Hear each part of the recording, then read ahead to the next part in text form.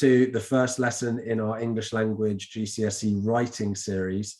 Over the course of the next weeks, we're going to be looking at how to write creatively, descriptively, looking at the 5 senses. Then we're going to move over and look at your transactional writing, which is obviously writing things like letters and blogs and articles. If you happen to be doing AQA this year for your GCSEs, it will only be articles that you need to look at. So we'll mostly focus on them for you. If you're any other exam board, you may have to do some of the others like letters and blogs and things like that.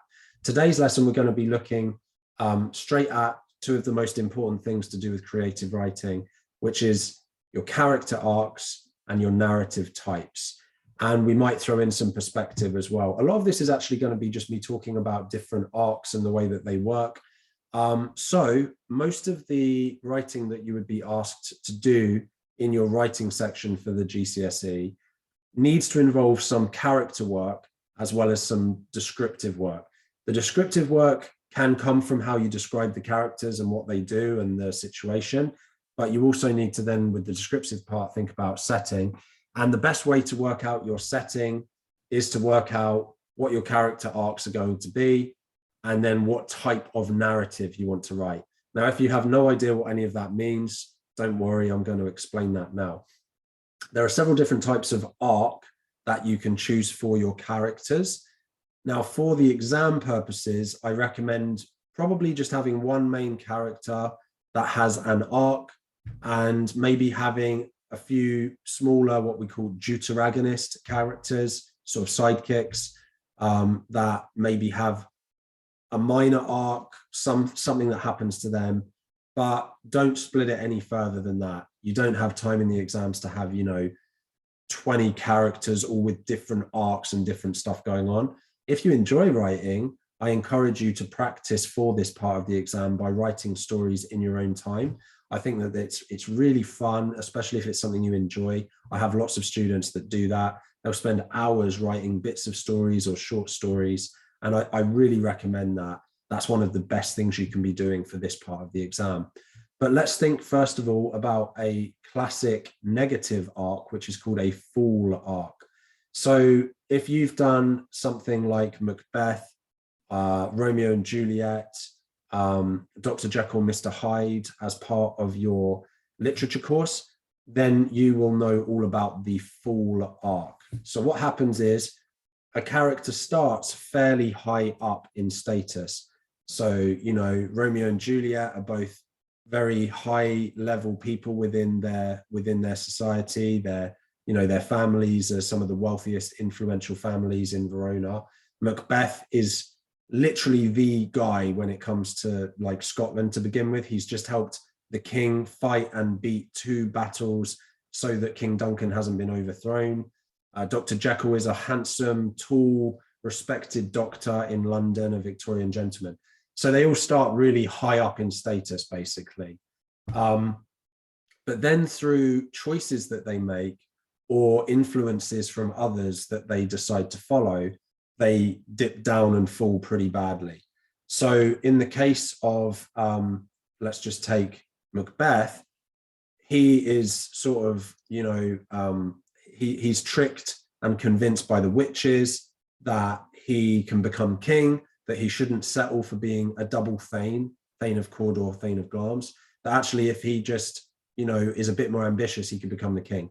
And then Lady Macbeth obviously follows that up. So he's then corrupted, and that drops him right down to this bottom point. Then if we think about actually, let's do Romeo and Juliet, because I did Macbeth already. So they're high up, they dip down when they meet each other, and then Romeo ends up killing Tybalt, for example. This is a big problem. There's this tragedy within them. But then there's usually a point where it seems like things are going to get better or okay. So in Romeo and Juliet, it's when the friar offers to poison Juliet, like get her to fall asleep for 48 hours while he sends message to Romeo. It looks like things are going to be okay, but then tragedy happens again. And unfortunately, the letter doesn't get to Romeo, and Juliet wakes up in the tomb next to the dead body of Romeo because he's then massively overreacted, thinks that his wife is dead. He's gone back to Verona and killed himself. And obviously that's the bottom of the fool arc again. Full arcs are great if you want to do horror stories, if you want to do tragedy, that sort of thing. And also if you want to do stories, it's going to sound really depressing, but if you want to do more realistic stories, I think that often a full arc is a good thing to have. It's not going to be something you use if you have a classic hero protagonist character. It's going to be much better if you have more of what's called an anti-hero. So think of that as more of like a fallen, flawed hero, or just an outright villain. If you want to make the main character in your story a villain, full arc is for you. Okay, one I haven't talked much about to many of my students is the redemption arc. I just did a lesson with one of my students on redemption arc, on Spider-Man, actually, Spider-Man No Way Home, which many of you have probably watched. There's some redemption arc in that, which is quite cool. So if you think about the Andrew Garfield Spider-Man, in his own universe, he isn't able to save his MJ. Her name's obviously Gwen. So he has to live with the tragedy of the fact that he couldn't save the love of his life. But then in Spider-Man No Way Home, and spoilers if you haven't seen it, so I apologize if you have not seen it, but it's been out for a while, so you get on top of that, really.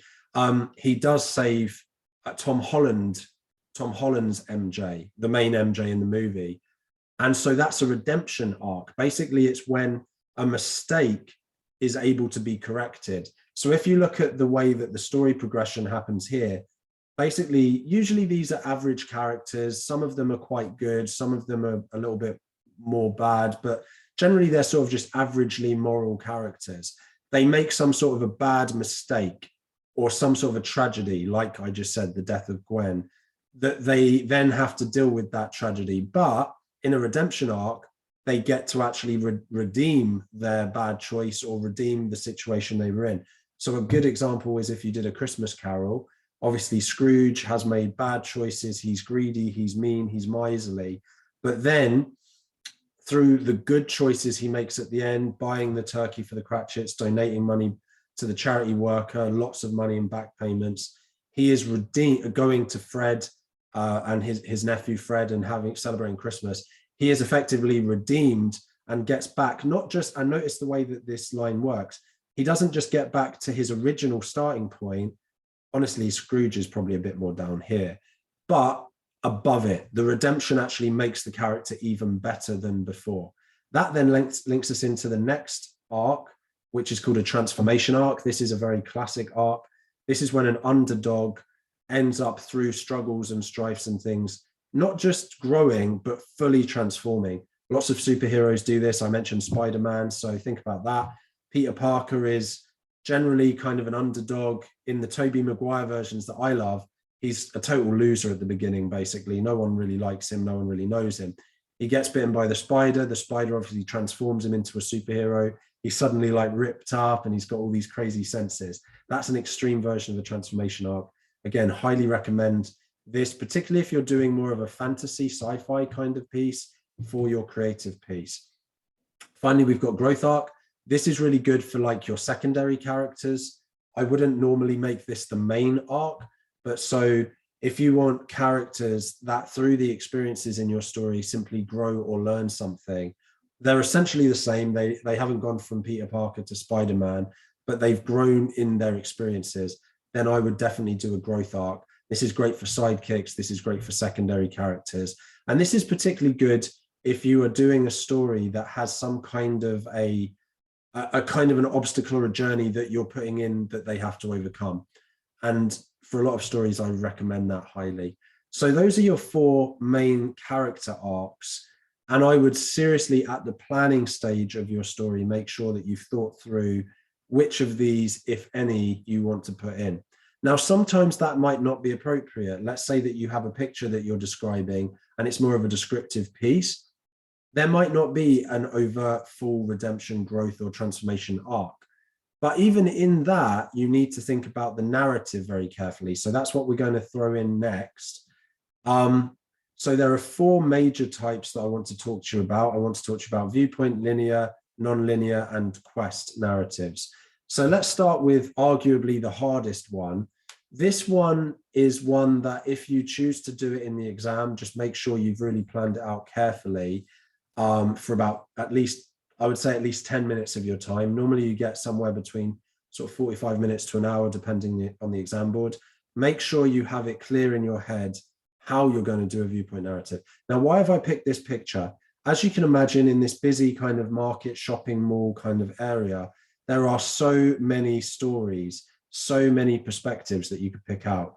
You've got this kind of older gentleman. He's got some sort of a guide in his pocket. Maybe he's a tourist. I don't know.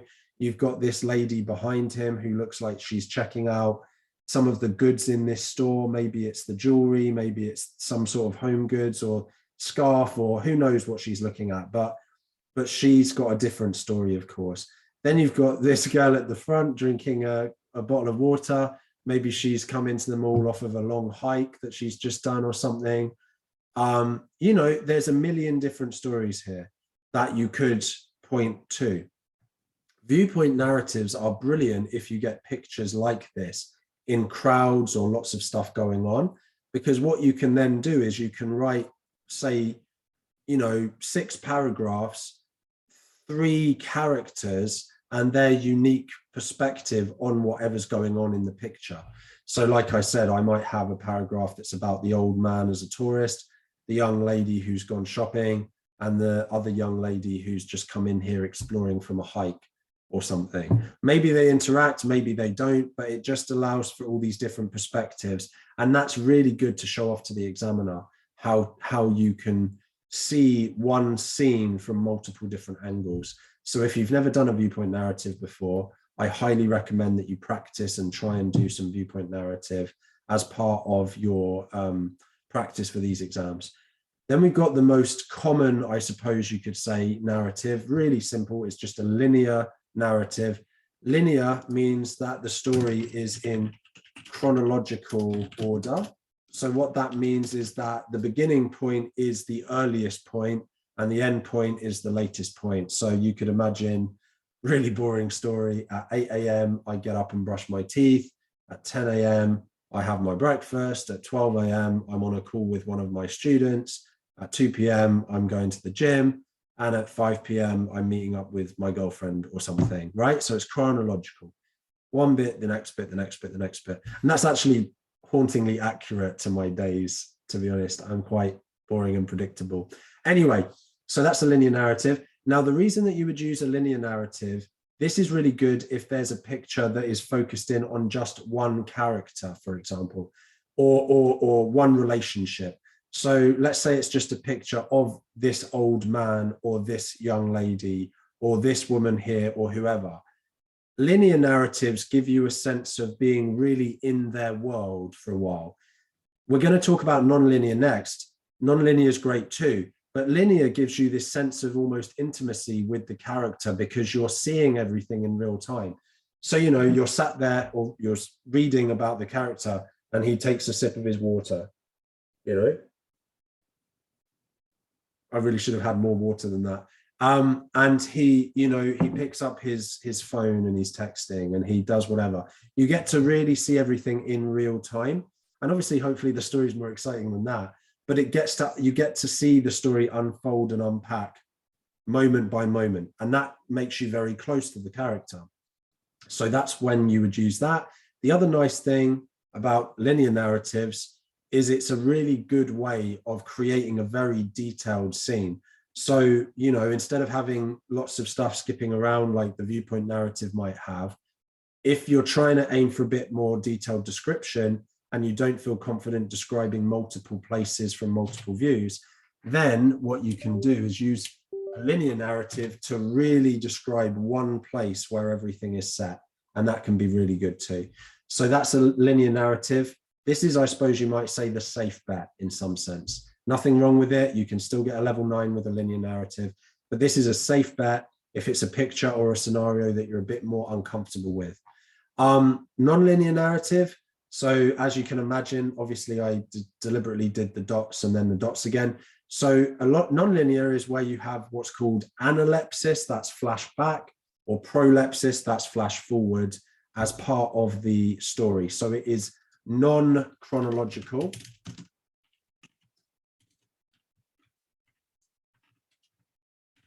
Non-chronological. So you might start at the beginning, but then you'll skip forward to nearer the end, and then you skip backwards to the beginning again, or before the beginning, or whatever. It could be 100 years in the past. and then you skip towards the end. So it sort of dots around through this analepsis and prolepsis. Now you might ask, well, why would you want to do that? The main reason for this one is if you want to emphasize some kind of a theme or some kind of a message. So an example I give a lot of my students for this one might be something like a great story that one of my students wrote fairly recently was a real story based on a teddy bear that he was given when he was in the hospital as a very young child. He sadly had a challenge when he was born that needed some surgery when he was very little. He got given a stuffed toy. He still has the stuffed toy. So a nonlinear narrative is really good for something like that because he can now skip forwards, obviously. Well, he doesn't skip forward because it's the present day. He can look at the present day, can pick up his stuffed toy, which he still has, and he can then flash back to the moment when he first got that stuffed toy and how significant that was.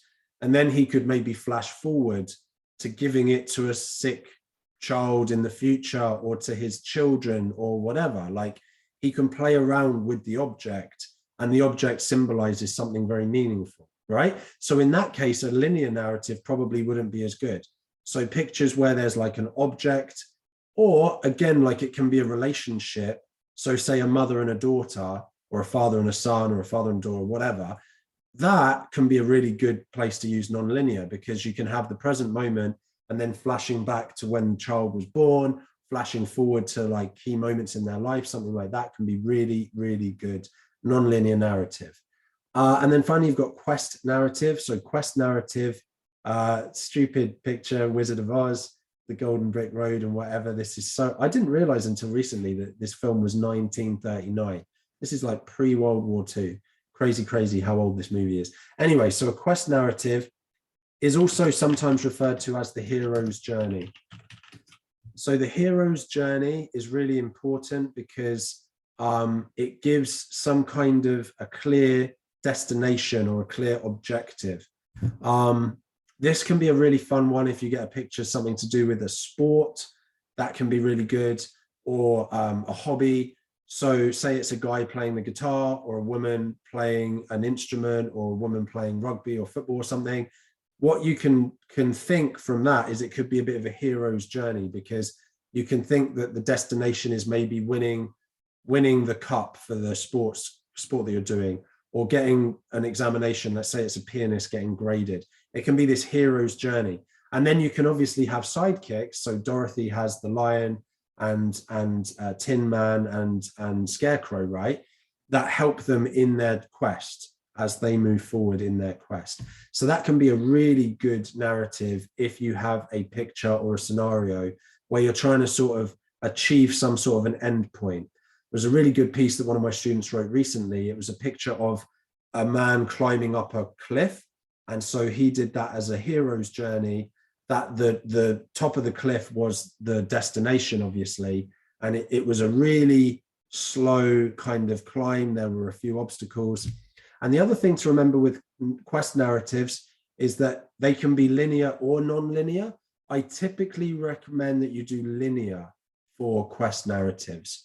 But the other thing you can throw in with a quest narrative that's kind of cool, this kind of links to Dr. Jekyll, Mr. Hyde to some extent, is in a way Dr. Jekyll, Mr. Hyde is a quest narrative because Utterson is trying to get to the bottom of what the heck's going on with Mr. Hyde, trying to help his friend Dr. Jekyll. So there are these endpoints that he's trying to get to.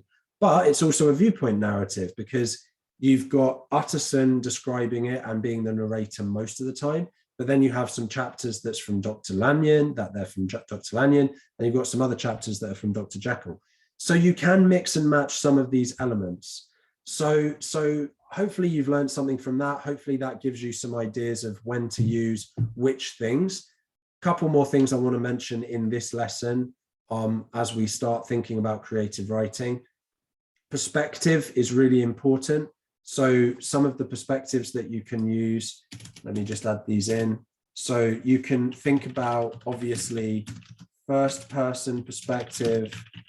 So this is good if you have one character that you really want the reader to focus in on and to get their thoughts and feelings and experiences. You can have third person perspective. So this is better when there are more characters and more things going on usually. but then you can also have third person, what I would call kind of personal perspective.